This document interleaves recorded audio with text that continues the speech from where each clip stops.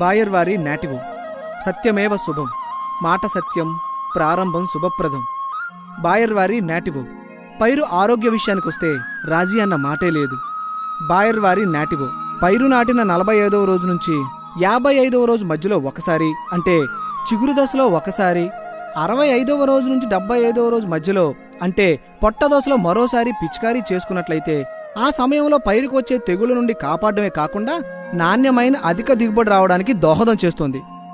బాయర్ వారి నాటివో. మీరు వాడాల్సిన మోతాదు 160 గ్రాములు.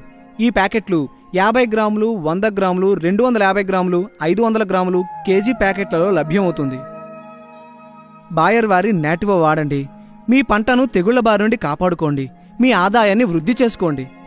వృద్ధిమిత్ర అంటే పైరు ఆరోగ్యం వృద్ధి, మీ ఆదాయం సమృద్ధి. బాయర్ వారి నాటివో వాడండి.